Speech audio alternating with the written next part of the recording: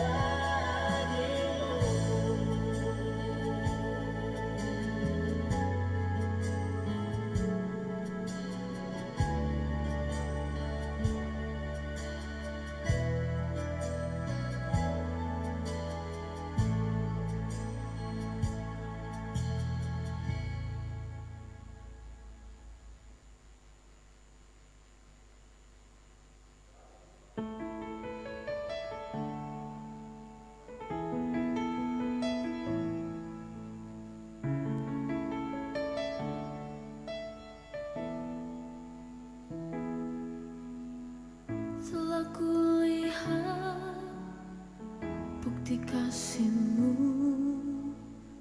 Kau menderitakan ikanku.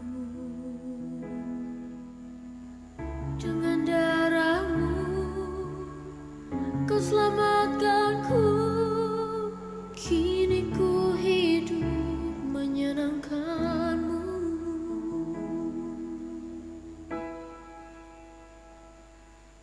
Terlalu besar kasih-Mu Bapa, pengorbanan yang Kau berikan bagiku. Terlalu mahal darah-Mu Yesus, tercurah untuk menebus hidupku.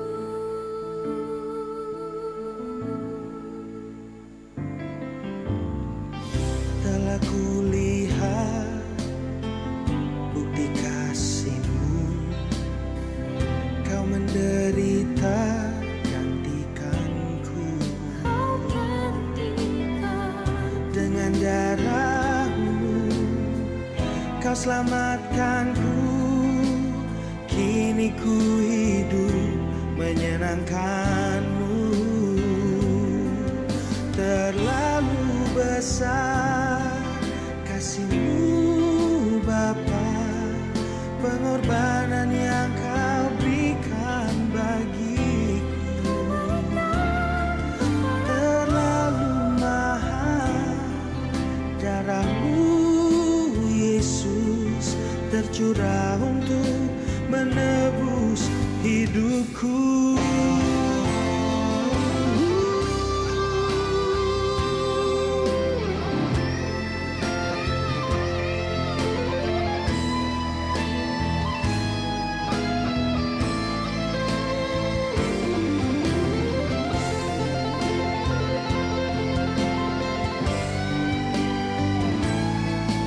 Terlalu besar kasih-Mu Bapa, pengorbanan yang Kau berikan bagiku.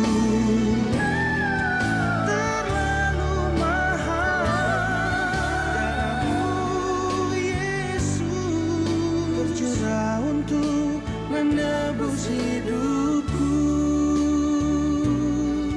Terlalu mahal darah-Mu Yesus, tercurah untuk menebus hidupku.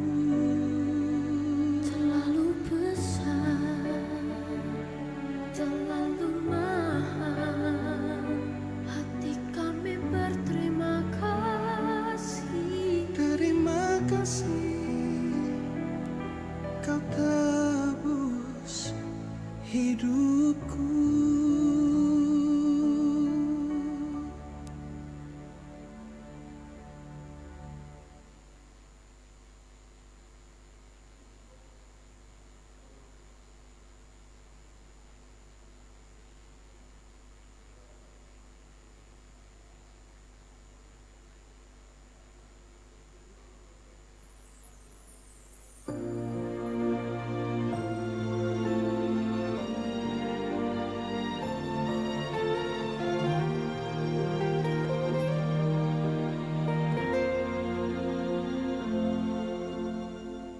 Ini hatiku menyembah-Mu, tulus dan kagum padamu Yesus.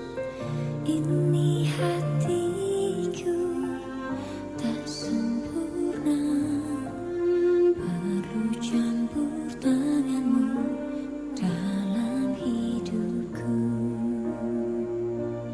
Hatiku mengasihi-Mu, hatiku mengasihi-Mu, hatiku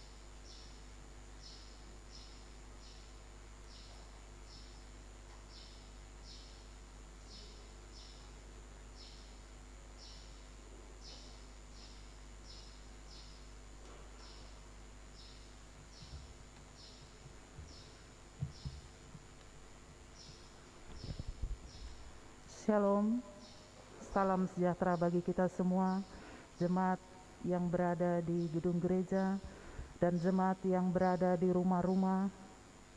Kita akan masuk dalam ibadah pada minggu hari ini. Kita akan menyambut ibadah pada hari ini. Jemaat yang dikasihi dalam Tuhan Yesus, ibadah ini akan kita mulai. Untuk itu saya undang jemaat bangkit berdiri.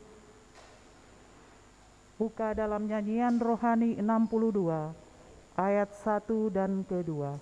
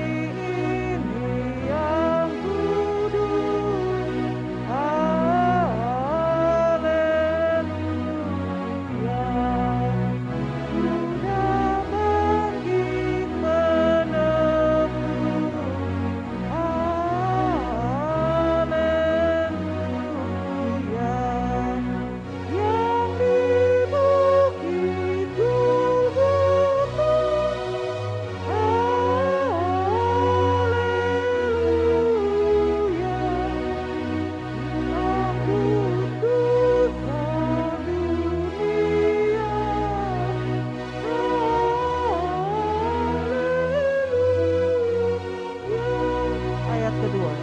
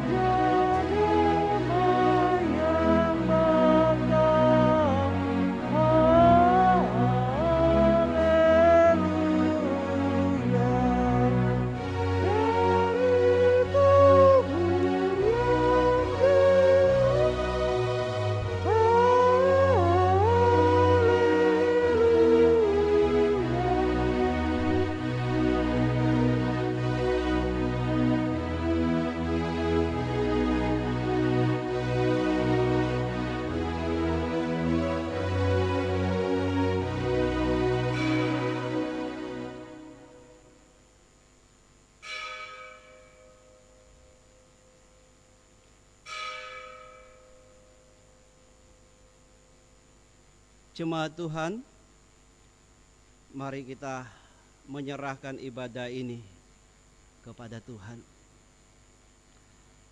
Pertolongan kita adalah dalam nama Tuhan yang menjadikan langit dan bumi, yang memelihara kesetiaannya sampai selama-lamanya, dan yang tidak meninggalkan perbuatan tangannya. Kasih karunia dan damai sejahtera dari Allah Bapa, dari Tuhan Yesus Kristus, dan dari Roh Kudus menyertai ibadah kita. Amin. Jemaat silakan duduk kembali. Mari kita memuji dan mengagungkan Tuhan di dalam nyanyian rohani nomor 60, bait yang pertama, suara sorak terdengar.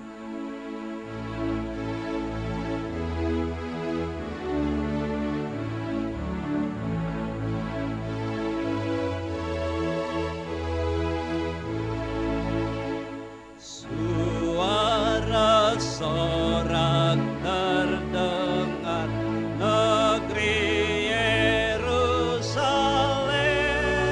gempar, benarlah Tuhanmu telah berbangkit dari kuburnya.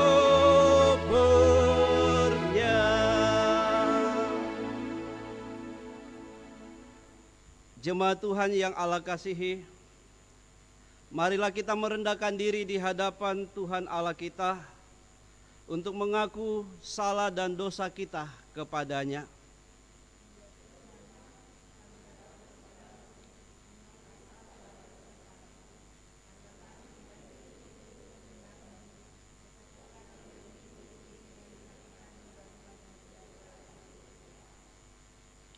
Kami sadar akan pelanggaran kami ya Tuhan.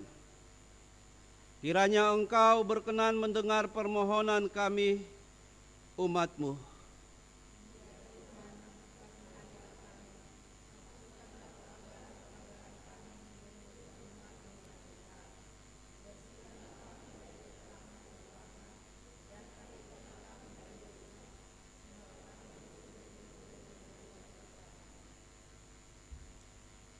Ya Tuhan, kami sadar bahwa terhadap Tuhan saja kami telah berdosa dan melakukan apa yang Kau anggap jahat.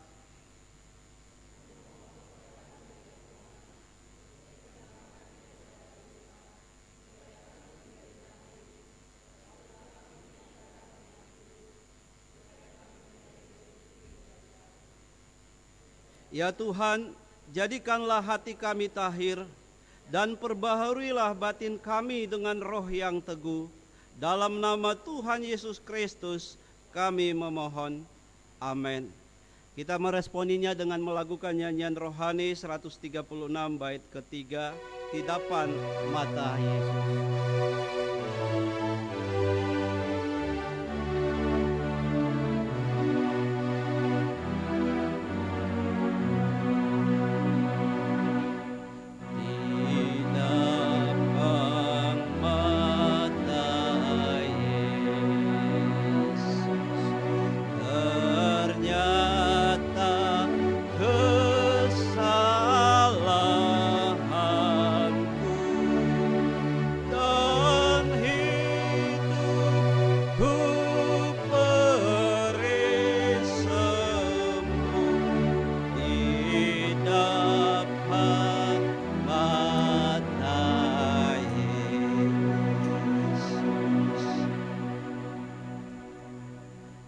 Jemaat yang dikasihi Tuhan Yesus Kristus, dengarkanlah berita anugerah bagi setiap orang yang mengaku dosanya sungguh-sungguh akan keampunan dosa.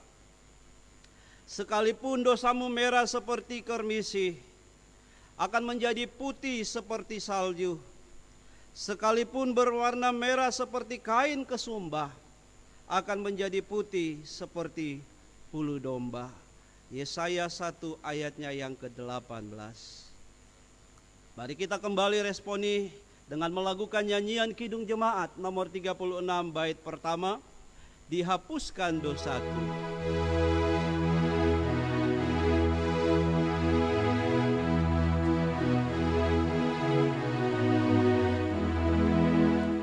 Dihapuskan dosaku hanya oleh darah Yesus, aku pulih dan sembuh hanya oleh darah Yesus.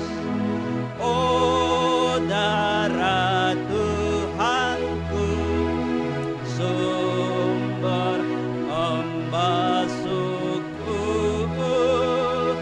sucilah hidupku hanya oleh darah Yesus. Jemaat Tuhan, saya mengundang berdiri dan mari kita mendengarkan hukum Tuhan. Berkatalah benar seorang kepada yang lain dan laksanakanlah hukum Allah yang benar, yang mendatangkan damai di pintu-pintu gerbangmu. Demikian hukum Tuhan bagi kita. Jemaat disilakan duduk kembali. Bagian pembacaan Alkitab yang akan kita baca dan renungkan bersama di dalam minggu pagi ini oleh Badan Pekerjaan Sinode menetapkan bacaan terangkat di dalam Injil Lukas pasalnya yang ke-24 ayatnya yang ke-36 sampai ayatnya yang ke-49. Sekali lagi jemaat Tuhan, baik yang ada di dalam gedung gereja maupun yang ada di rumah, mari kita membuka dan membaca bagian pembacaan yang diangkat di dalam Lukas pasal 24 ayat 36 sampai 49.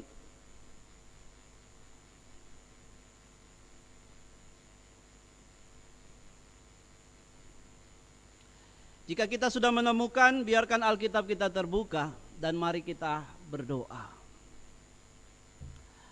Bapa kami di surga, Allah yang kami kenal dan kami imani di dalam Yesus Kristus Tuhan kami. Dengan kerinduan kami datang di hadapan-Mu Tuhan.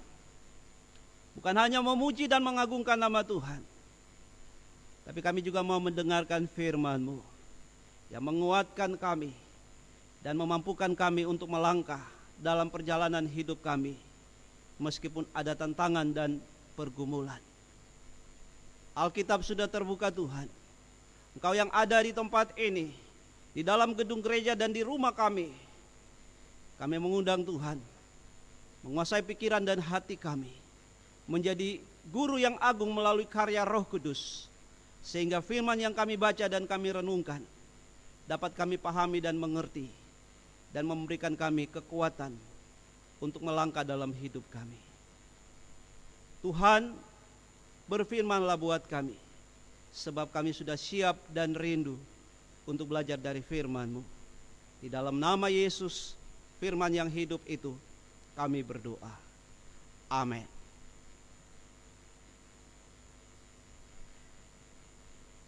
Mari kita perhatikan bagian bacaan kita di dalam kitab Lukas pasal 24 ayat 36 sampai 49. Dan secara bersama-sama kita akan membaca bagian bacaan ini. Lembaga Alkitab Indonesia memberikan judul, Yesus menampakkan diri kepada semua murid. Dan sementara mereka bercakap-cakap tentang hal-hal itu, Yesus tiba-tiba berdiri di tengah-tengah mereka dan berkata kepada mereka, "Damai sejahtera bagi kamu."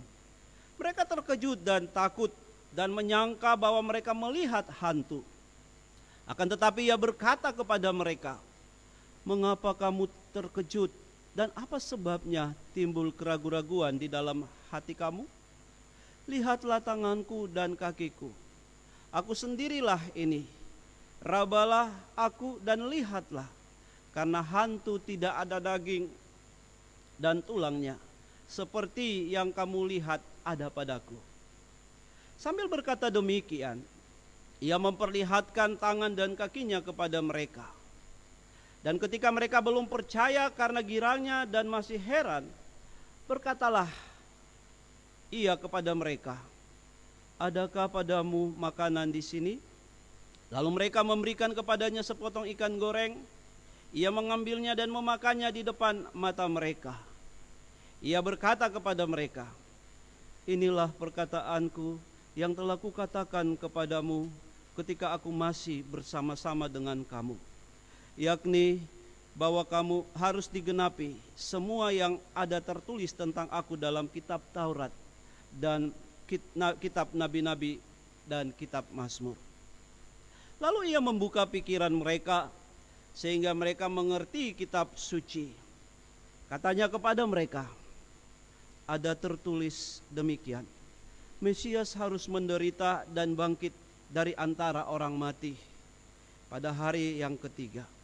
Dan lagi dalam namanya, berita tentang pertobatan dan pengampunan dosa harus disampaikan kepada segala bangsa, mulai dari Yerusalem. Kamu adalah saksi dari semuanya ini. Dan aku akan mengirim kepadamu apa yang dijanjikan Bapakku. Tetapi kamu harus tinggal di dalam kota ini sampai kamu diperlengkapi dengan kekuasaan dari tempat tinggi." Demikian jauh pembacaan Alkitab. Dikatakan berbahagia jemaat Tuhan ialah mereka yang tetap setia di dalam membaca, merenungkan, lalu melakukan firman Tuhan ini. Amin. Jemaat yang saya kasihi di dalam Tuhan, sebagai respon atas firman yang telah kita baca dan dengar, kita akan nyatakan syukur kita dengan memberi persembahan. Jemaat yang terkasih dalam Yesus Kristus, kita memberi persembahan atau korban syukur kita kepada Tuhan untuk menopang pekerjaan Tuhan. Dengarlah firman Tuhan, sebab jika kamu rela memberi, maka pemberianmu akan diterima. Kalau pemberianmu itu berdasarkan apa yang ada padamu, bukan berdasarkan apa yang tidak ada padamu. Bersama kita memuji dan mengagungkan Tuhan dalam nyanyian rohani 129 baitnya yang pertama, Karunia Baik Semua.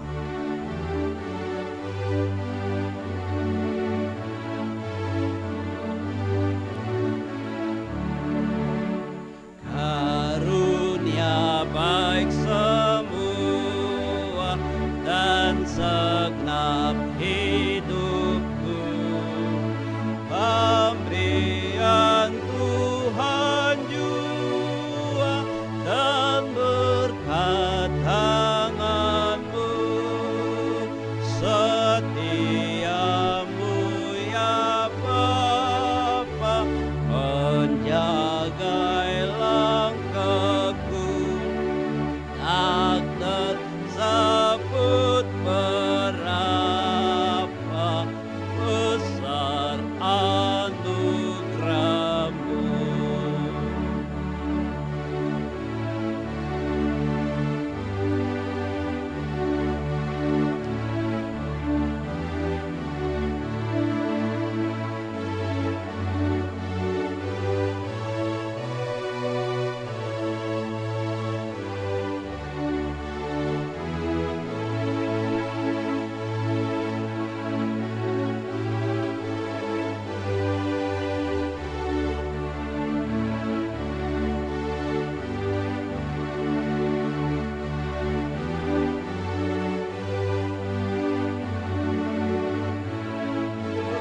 Kekayaan semu.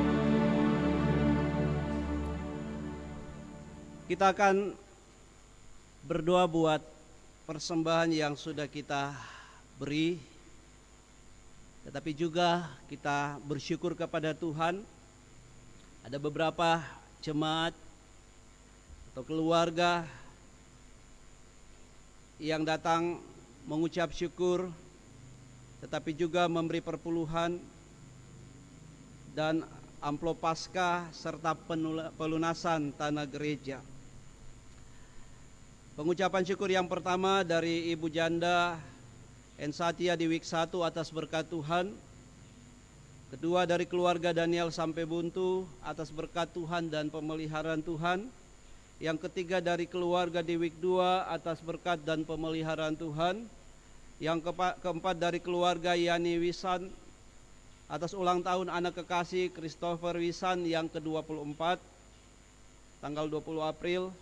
Yang kelima dari Ibu Epilson di Week 3 atas ulang tahun yang ke-21 tanggal 21 April 2020. Yang keenam dari keluarga di Week 2 atas ulang tahun Ibu terkasih. Yang ketujuh dari Saudari Vanda Ananda Thomas atas ulang tahun yang ke-20. Yang terakhir dari keluarga Willy Thomas di Week 3 atas berkat dan pemeliharaan Tuhan. Perpuluhan yang pertama dari Ibu Janda Ensatia di Week 1, yang terakhir dari keluarga Bebalubun. Amplop Paskah yang pertama dari keluarga Sukerno di Week 2, yang kedua dari Ibu Janda Ensatia di Week 1, yang ketiga dari keluarga Moritz Renyaan, dan pelunasan tanah gereja yang pertama dari Ibu Janda Ensatia di Week 1, dan yang terakhir dari keluarga Epilson Lamba. Inilah beberapa jemaat atau keluarga yang datang menyatakan syukur, perpuluhan, amplop Paskah dan pelunasan tanah. Kita akan berdoa juga bagi keluarga-keluarga yang sudah memberi tetapi masih ada di week atau di dalam jemaat yang belum sampai di gereja, sehingga apa yang kita beri kepada Tuhan menjadi sesuatu yang menyenangkan bagi Tuhan untuk pekerjaan pelayanan Tuhan. Mari kita tunduk kepala dan kita berdoa. Bapa kami di surga, Allah sumber berkat dalam kehidupan kami.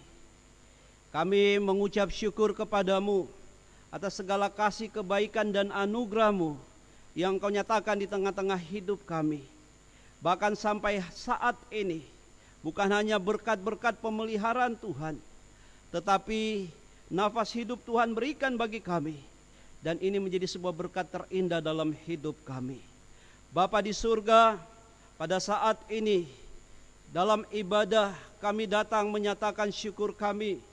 Kami memberi persembahan kami dari apa yang Tuhan berikan dalam hidup kami, baik melalui pundi atau kotak-kotak, maupun jemaat yang datang dengan amplop pengucapan syukur, perpuluhan, amplop Paskah, dan juga pelunasan tanah gereja yang nama-namanya sudah disebutkan. Tuhan mengenal dan mengetahui setiap mereka. Tuhan melihat apa yang mereka beri, bukan dengan paksa, tetapi dengan hati yang rela untuk memberikan yang terbaik bagi Tuhan. Itu sebabnya terimalah seluruh persembahan umat-Mu, sehingga semuanya menjadi sesuatu yang indah dan menyenangkan hati Tuhan. Dan mari Tuhan terus berkati kehidupan kami, umat Tuhan, baik yang ada di gedung gereja ini, di dalam rumah masing-masing, sehingga hidup kami menjadi berarti di hadapan Tuhan. Kami mau belajar Tuhan memberikan yang terbaik bagimu. Bukan hanya lewat berkat-berkat yang Tuhan berikan, tapi yang terindah, kami memberikan tubuh kami menjadi persembahan yang hidup, yang kudus, dan berkenan kepada Tuhan. Terima kasih Bapa di sorga, segala puji, hormat, dan kemuliaan hanya bagi Tuhan. Ini doa syukur kami, ini persembahan kami. Hanya di dalam nama Yesus, korban persembahan yang sempurna itu, kami berdoa dan menaikkan syukur kami. Amin.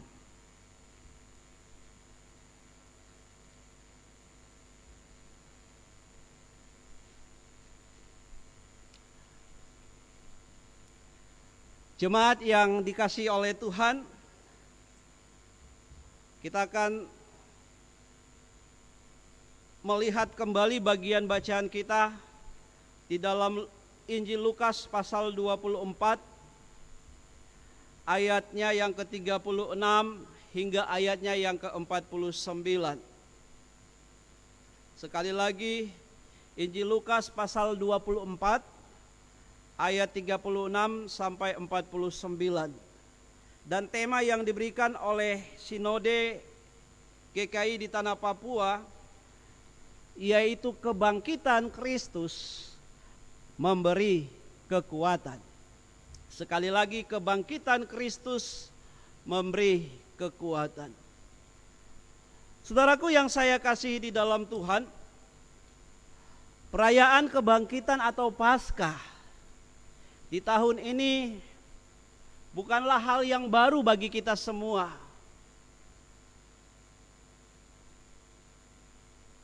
Meskipun di tahun ini kita merayakan Paskah berbeda dengan tahun-tahun sebelumnya, di mana setiap jemaat harus tinggal di rumah merayakan Paskah.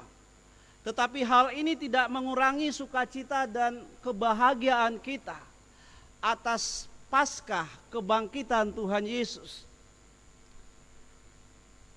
Kenapa? Karena kebangkitan Tuhan Yesus bukan hal yang direkayasa.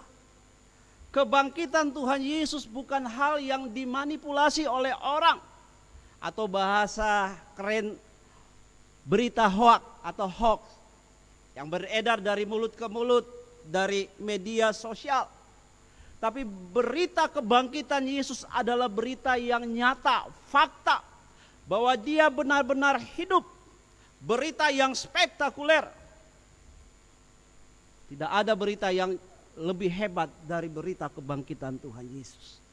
Saudaraku yang saya kasihi dalam Tuhan, nah apa yang menjadi bukti bahwa Yesus itu adalah benar-benar bangkit?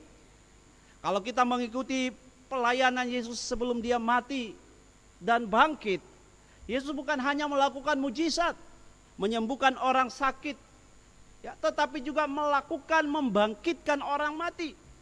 Ketika Yesus berjalan ke satu daerah yang namanya Naim, Dia bertemu dengan seorang ibu yang sedang menangis dengan serombongan orang yang memikul tenda jenazah anaknya. Lalu Yesus menghampirinya karena tergerak oleh belas kasihan. Kemudian dia membangkitkan anak itu.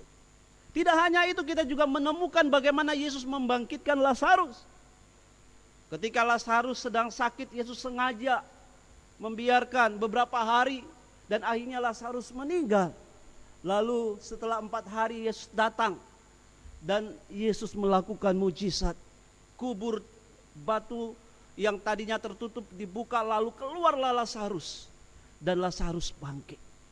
Nah, hal ini menunjukkan bahwa memang Yesus memiliki kuasa untuk membangkitkan, kuasa kebangkitan. Jadi tidak ada satupun manusia yang bisa menandingi kuasanya. Bahkan ketika Yesus mati, Yesus menyerahkan dirinya untuk mati. Bukan karena manusia yang membuat dia harus mati. Perhatikan di dalam kalimat terakhir di kayu salib. Ketika Yesus harus mengakhiri hidupnya, dia menyerahkan nyawanya dan berkata, "Ya Bapa, ke dalam tanganmu kuserahkan nyawaku." Dan ketika Yesus mau bangkit, dia bangkit sesuai dengan apa yang dia katakan pada hari yang ketiga.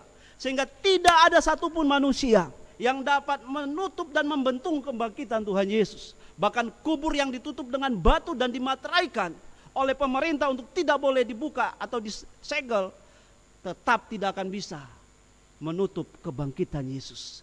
Gempa bumi terjadi, batu terguling, dan Yesus keluar.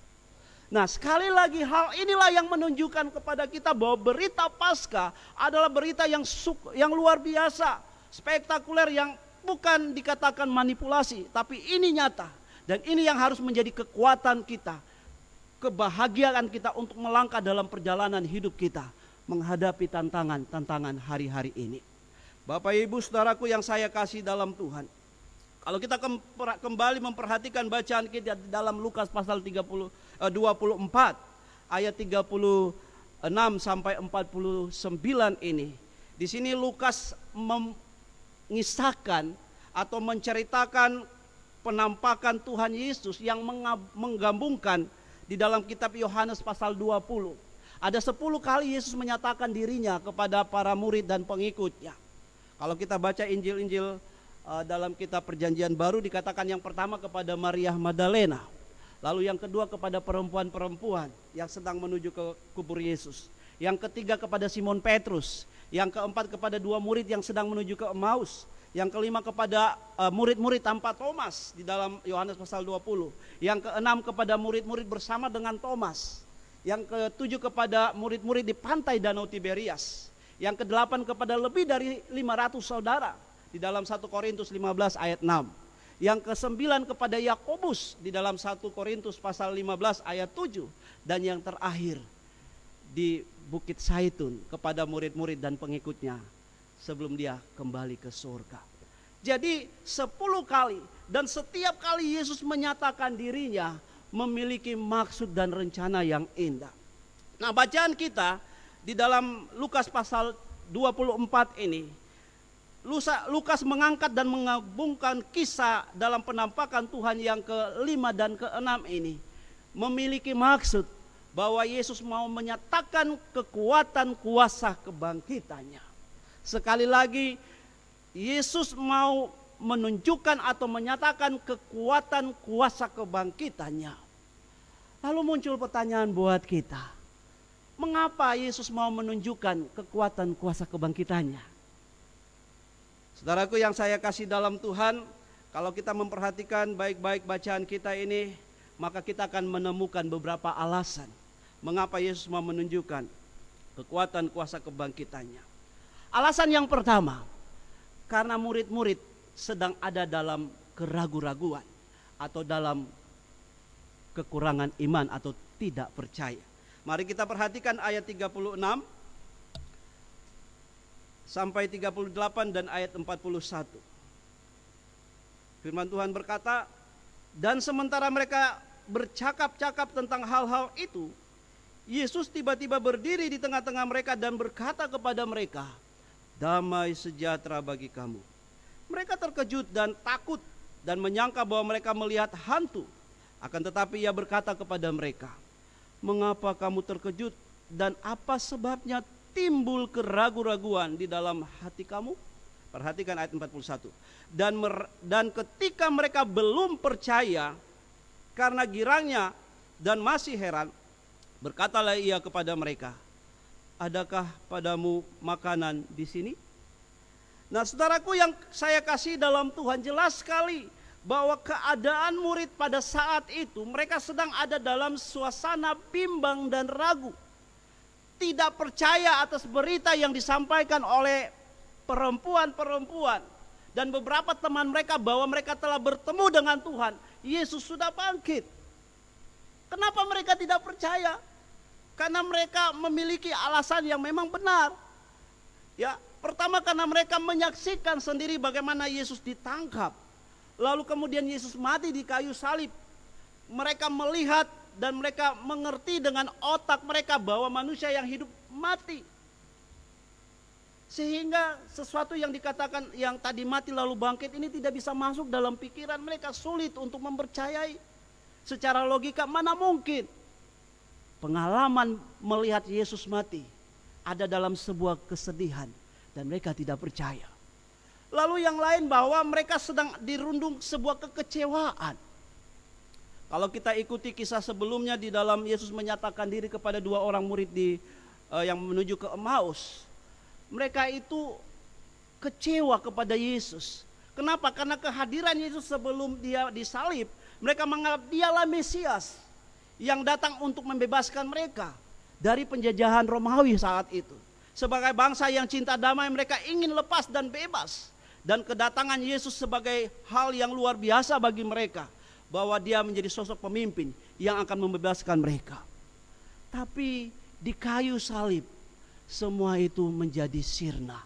Harapan mereka menjadi hilang dan mereka menjadi kecewa.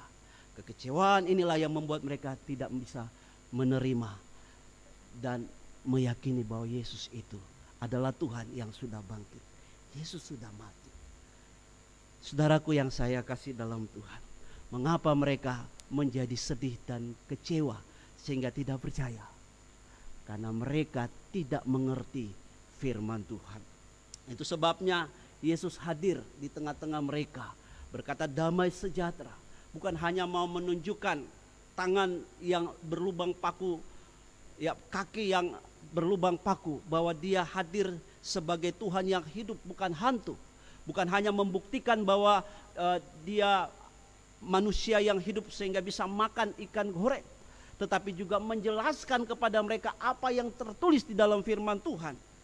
Kalau kita perhatikan di dalam ayat 44, dikatakan ia berkata kepada mereka, inilah perkataanku yang telah kukatakan kepadamu ketika aku masih bersama-sama dengan kamu, yakni bahwa harus digenapi semua yang ada tertulis tentang aku dalam kitab Taurat Musa dan kitab nabi-nabi dan kitab Mazmur.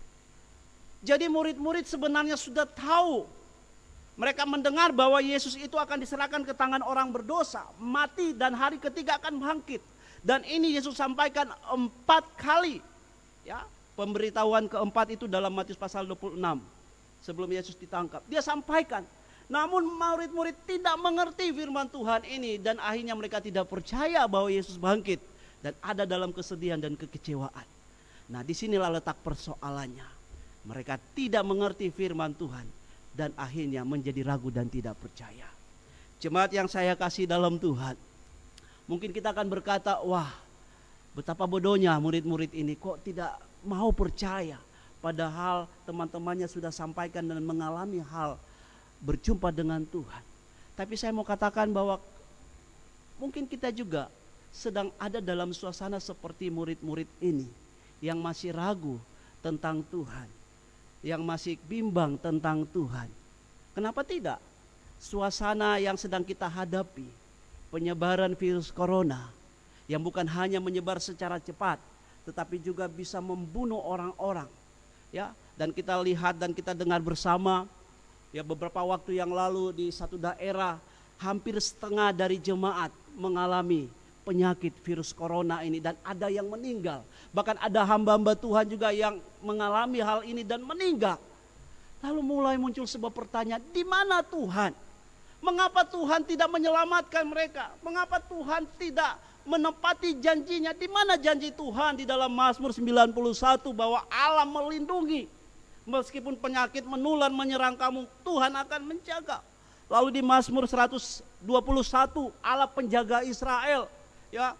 Tuhanlah penjagamu, Tuhanlah naunganmu. Di sebelah tangan kananmu matahari tidak akan menyakiti engkau, dan seterusnya. Di mana janji Tuhan ini? Hal ini mulai diperbincangkan orang dan mulai muncul sebuah perdebatan dan keraguan. Betulkah Tuhan itu ada? Betulkah Tuhan yang kita sembah itu hidup ataukah masih mati? Saudaraku yang saya kasih dalam Tuhan, kalau kita masih memiliki sifat iman seperti ini, kehidupan rohani seperti ini, berarti kita masih percaya bahwa Yesus itu mati, belum bangkit. Sebab orang-orang hanya bisa percaya dan beriman kalau mengalami hal-hal yang indah, hal-hal yang baik, hal-hal yang memberkati kehidupan mereka. Tapi tidak bisa melihat ketika Tuhan mengizinkan sebuah tantangan penderitaan, lalu mulai tidak percaya kepada Tuhan. Sama seperti murid-murid, mereka ketika ada dalam tantangan, persoalan, mereka mulai bimbang dan ragu tentang apa yang Tuhan sampaikan, bahwa pada hari ketiga dia akan bangkit. Nah, itu sebabnya saudaraku yang saya kasih dalam Tuhan, mari kita kembali mengevaluasi diri, merenungkan kebenaran firman Tuhan ini. Kita harus memiliki kembali iman yang baik. Bagaimana kita memiliki iman yang baik? Izinkan Tuhan hadir di tengah-tengah kehidupan kita, di tengah-tengah kehidupan keluarga kita.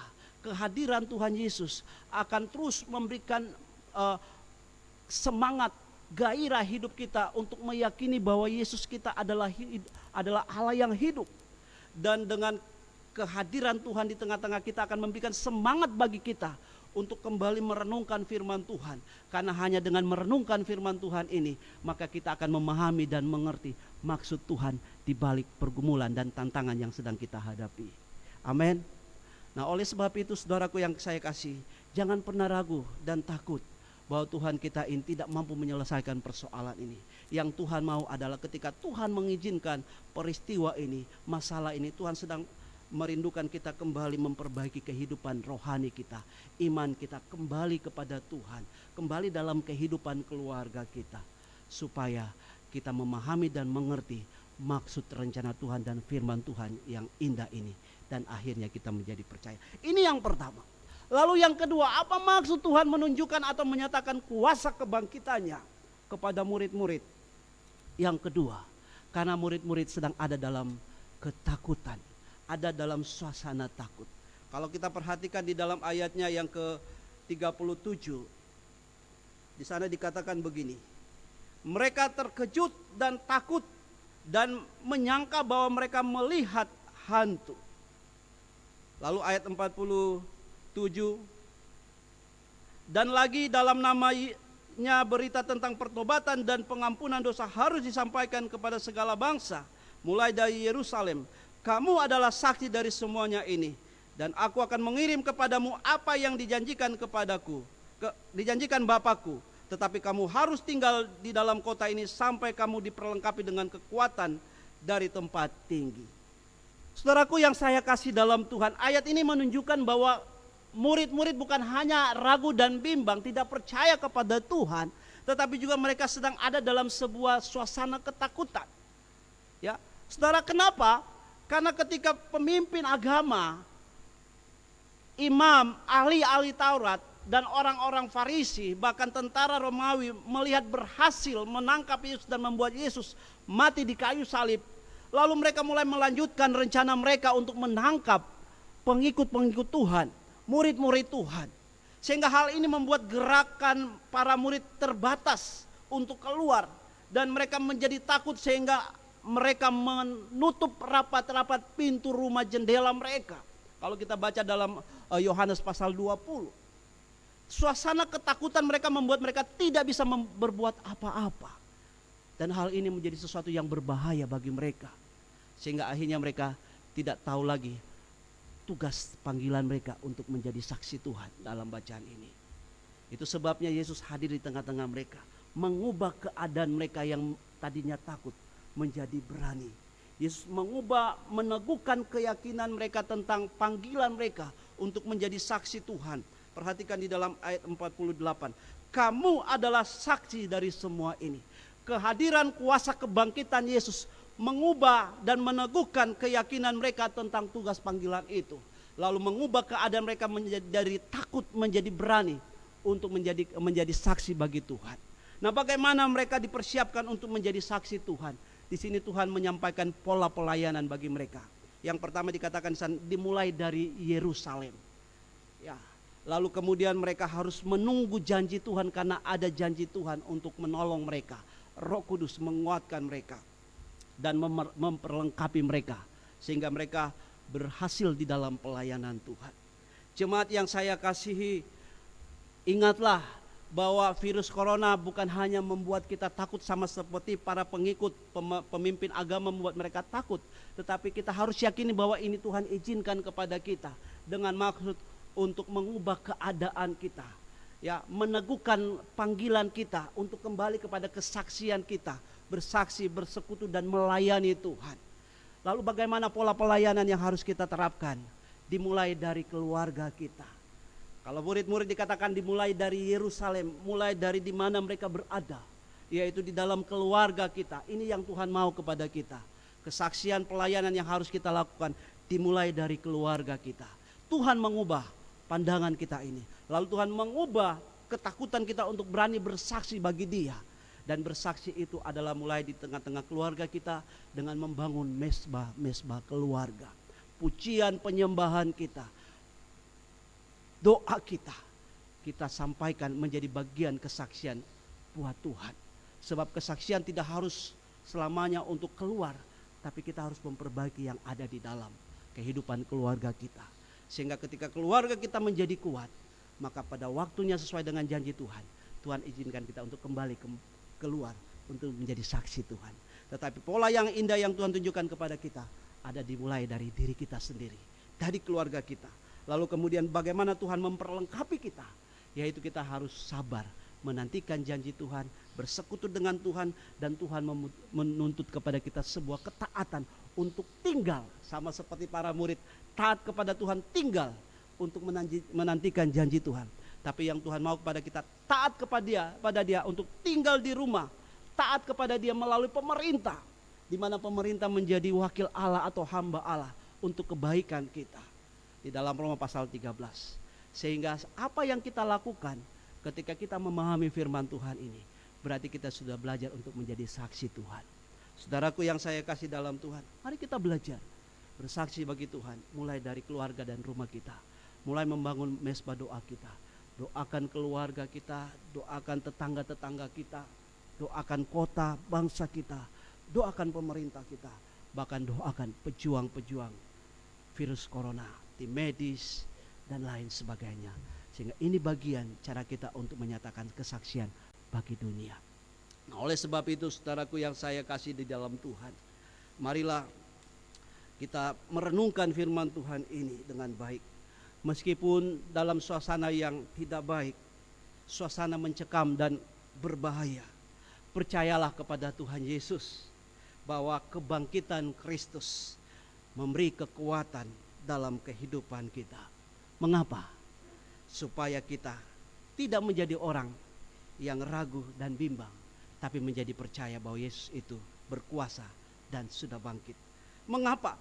Supaya kita tidak menjadi orang yang takut dalam menghadapi tantangan dan pergumulan, tetapi berani untuk bersaksi, sehingga kita melihat sesuai dengan janji Tuhan, pada ini pasti berlalu. Tuhan Yesus memberkati kita semua. Amin.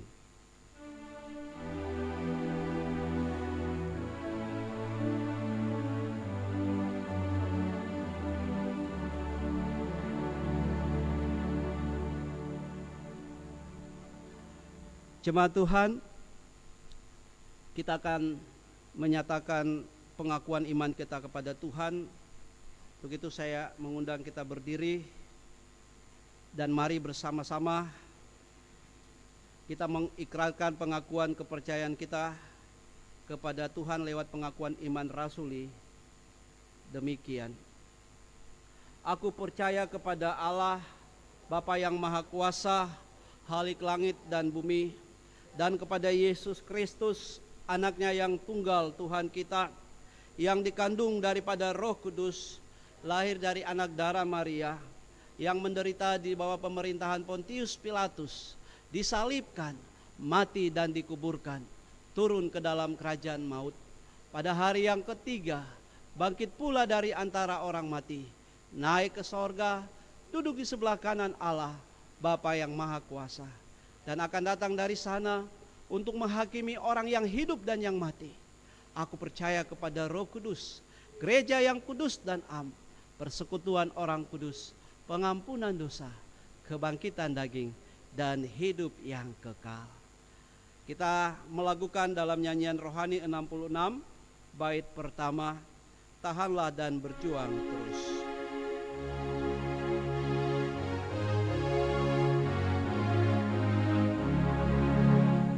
Tahanlah dan berjuang terus dalam perjuangan kudus.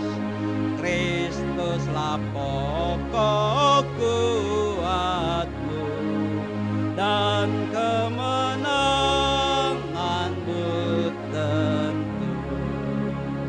Jemaat silakan duduk kembali. Mari kita tunduk kepala dan kita berdoa. Segala puji dan syukur kami kembalikan kepadamu Bapa di sorga. Terima kasih kami umat-Mu boleh datang beribadah kepada Tuhan, baik yang ada di gedung gereja ini maupun yang ada di rumah masing-masing. Tuhan, terima kasih firman-Mu meneguhkan kami dan menguatkan kami di tengah-tengah tantangan pergumulan virus corona, bahwa kuasa kebangkitan Tuhan memberi kekuatan bagi kami.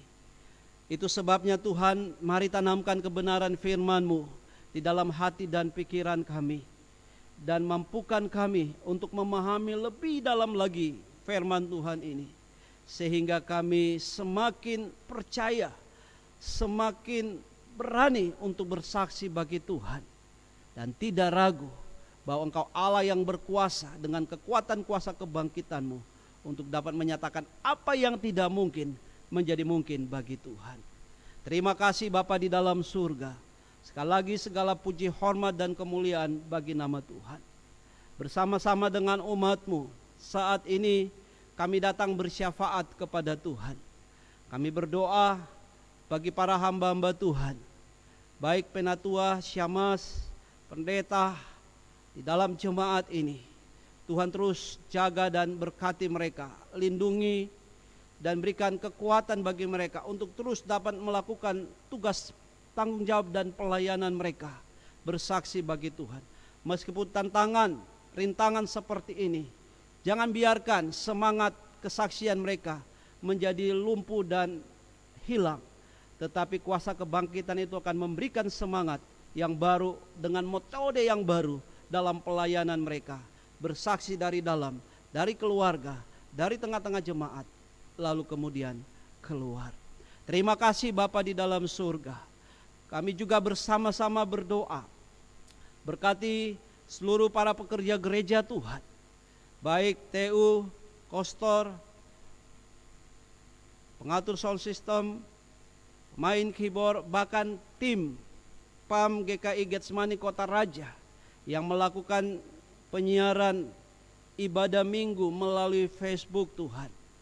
Tuhan menolong setiap mereka, kesehatan, kekuatan, semangat, pelayanan Tuhan berikan, sehingga apa yang menjadi maksud rencana Tuhan terus dapat dilakukan, pelayanan kepada Tuhan lewat siaran-siaran seperti ini. Terima kasih Bapa. Bapa di surga, bersama-sama kami juga berdoa bagi jemaat Tuhan yang beribadah baik di gereja maupun di rumah-rumah. Tuhan mengenal setiap mereka, orang-orang tua kami dalam lanjut usia. Tuhan berkati mereka, memberikan kekuatan dan kesehatan dan semangat dalam menjalani kehidupan, meskipun ada dalam tantangan seperti ini. Tapi dengan pertolongan Tuhan, mereka akan memberikan yang terbaik bagi Tuhan dalam sisa hidup mereka. Juga kami berdoa bagi orang tua, bapak ibu, dan seluruh anak-anak dari yang kecil sampai yang besar. Berkati kehidupan mereka Tuhan. Berikan mereka kekuatan, semangat, kesehatan yang baik daripada Tuhan. Kemampuan untuk melihat maksud Tuhan di balik persoalan ini, sehingga tidak membatasi mereka untuk terus berkarya bagi Tuhan dalam pekerjaan mereka, dalam pelayanan mereka, walaupun hanya di rumah Tuhan. Sehingga Tuhan, nama Tuhan terus dipuji dan diagungkan. Dan Tuhan mampukan mereka untuk melihat maksud dan janji Tuhan, bahwa masalah ini, pergumulan ini pasti akan berlalu. Kami berdoa juga bagi pemerintah kami, mulai dari pusat, presiden bersama jajarannya, dan juga pemerintah yang ada di daerah, gubernur, wali kota, bupati. Kami juga berdoa bagi TNI Polri, kami berdoa bagi tim medis, dokter, perawat, Badan Nasional Penanggulangan Bencana, dan setiap mereka-mereka yang terlibat dalam penanganan virus corona ini. Tuhan tolong mereka, jaga, lindungi, dan berikan kesehatan bagi mereka, hikmat daripada Tuhan, sehingga lewat mereka Tuhan memakai mereka untuk dapat mengatasi persoalan pandemi COVID-19 atau virus corona ini dalam kehidupan kami, kota, bangsa, bahkan di tengah-tengah dunia ini. Kami sungguh percaya bahwa badai ini akan berlalu, tetapi ajar kami Tuhan untuk terus memahami dan mengerti, bahkan taat kepada firman Tuhan, sehingga akhirnya kami semakin disempurnakan dan semakin diperlengkapi oleh Tuhan lewat rencana-rencana Tuhan. Terima kasih Bapa di dalam surga. Bersama dengan umat-Mu kami juga berdoa bagi mereka yang mengalami sakit, baik itu terinfeksi oleh virus corona maupun hal-hal yang lain. Kami berdoa Tuhan, mari kuatkan mereka, ajar mereka untuk berpengharapan kepada Tuhan dan meyakini bahwa Engkau Allah yang hidup dan sudah bangkit itu dapat memulihkan dan menyembuhkan mereka. Berkati segala usaha yang mereka lakukan, obat, makanan, minuman, itu menjadi alat Tuhan di dalam memulihkan dan memberikan kesembuhan. Kami bersama-sama juga berdoa bagi mereka yang ada dalam suasana duka karena wabah virus corona ini, bahkan juga penyakit yang lain. Tuhan hadirlah di tengah-tengah mereka. Tuhan kuatkan dan hiburkan mereka. Dan Tuhan berikan pengertian bagi keluarga yang ditinggalkan untuk memahami dan mengerti setiap rencana Tuhan dalam hidup mereka, sehingga mereka tidak kehilangan pengharapan, tetapi kembali meyakini Tuhan begitu baik dan indah dalam hidup mereka. Bapa di sorga, bersama umat-Mu kami juga berdoa bagi gereja-gereja, pengurus gereja, mulai dari yang tertinggi sinode, klasis sampai kepada jemaat. Tuhan berkati juga mereka, pakai mereka dengan hikmat Tuhan untuk bisa menata pelayanan yang ada, sehingga pelayanan ini terus berjalan dengan baik. Jemaat Tuhan dapat menyaksikan kabar sukacita, berita melalui ibadah, tetapi juga Tuhan memakai mereka dengan hikmat Tuhan untuk dapat terus berdoa bersama, membangun sebuah persekutuan doa yang semakin indah dan solid. Dan dengan kekuatan doa itu kami melihat Allah berkarya untuk menunjukkan kuasa kebangkitannya. Terima kasih Bapa, sekali lagi segala puji, hormat, dan kemuliaan kami kembalikan kepada Tuhan. Hamba berdoa dan menyerahkan umat-Mu, baik yang ada di gereja maupun yang ada di rumah masing-masing, dalam menjalani hari baru, minggu yang baru. Tuhan tetap jaga, lindungi mereka, berkati kehidupan mereka, dan buat rencana Allah berhasil dalam kehidupan kami untuk melihat kemuliaan Tuhan terjadi. Terpujilah nama-Mu Bapa di sorga. Inilah doa kami, syukur dan syafaat kami yang kami bawa kepadamu.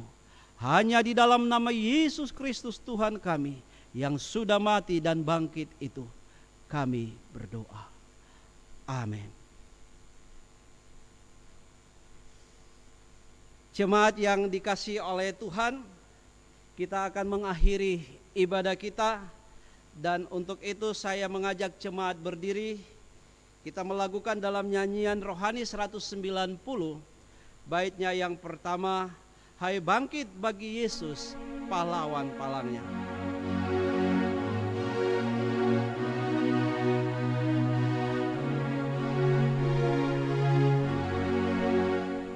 Hai bangkit bagi Yesus pahlawan palangnya, kibarkan panjiran di atas dunia, perang rohani ini dipimpin Tuhanmu yang akan mengalahkan segala seteru. Jemaat yang dikasihi Tuhan, arahkanlah hati dan pikiranmu kepada Allah, serta terimalah berkat-Nya. Anugerah dari Tuhan Yesus Kristus, pengasihan Allah Bapa, persekutuan dengan Roh Kudus, menyertai jemaat sekalian mulai dari saat ini, terus kekal selama-lamanya.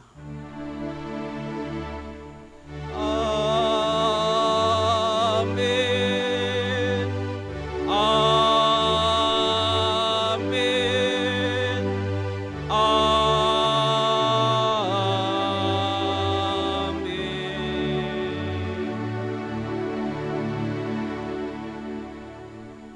Demikian ibadah kita. Tuhan memberkati kita semua. Shalom.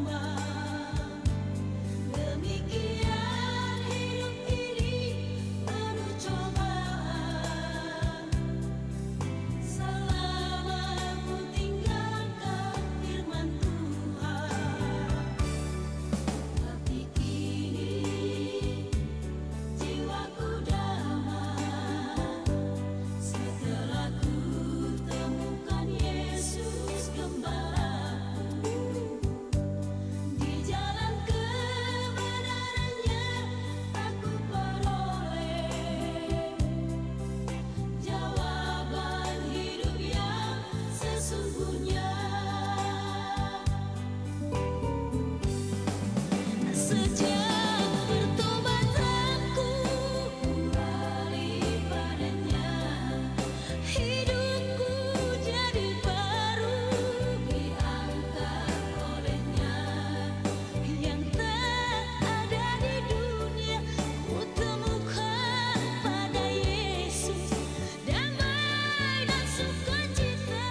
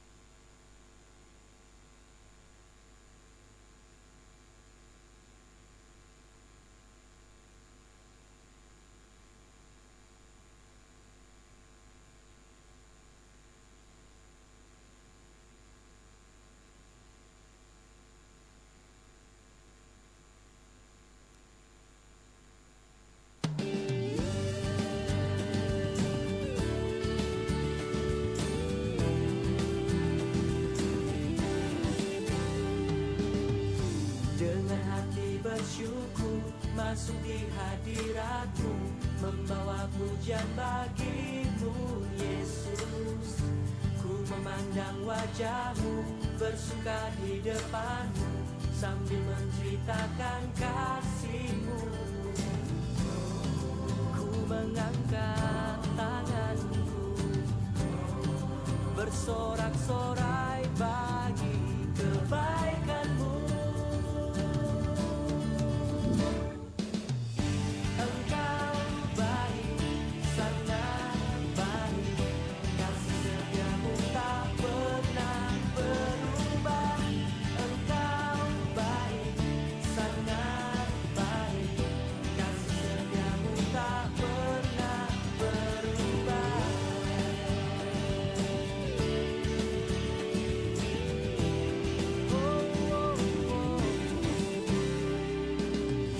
Dengan hati bersyukur masuk di hadirat-Mu, membawa pujian bagi-Mu Yesus. Ku memandang wajah-Mu, bersuka di depan-Mu, sambil menceritakan kasih-Mu. Ku mengangkat tanganku, bersorak-sorak